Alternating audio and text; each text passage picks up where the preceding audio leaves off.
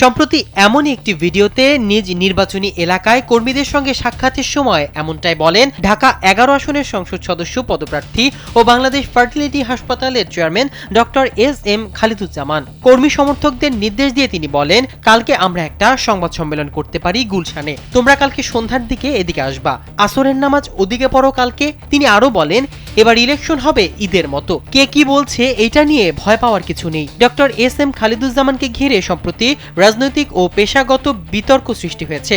এসব বক্তব্য রাজনৈতিক অঙ্গনে ব্যাপক সমালোচনার জন্ম দিয়েছে। এর মধ্যেই তার বিরুদ্ধে অনুমোদনহীন ডিগ্রি ব্যবহার করে চিকিৎসা কার্য পরিচালনার অভিযোগে শোকজ নোটিশ জারি করেছে Bangladesh medical and dental council. অভিযোগে বলা হয়, তিনি তার প্রচারপত্রের নামের পাশে MSc in clinical embryology and implantation genetics degree উল্লেখ করেছেন, যা বিএমডিসি কর্তৃক স্বীকৃত নয়। বিএমডিসি তাকে 15 কর্মদিবসের মধ্যে লিখিত ব্যাখ্যা দিতে বলেছে। তবে ডক্টর শফিকুজ্জামান অভিযোগ অস্বীকার করে বলেছেন, এটি রাজনৈতিকভাবে হেনস্থা করার চেষ্টা।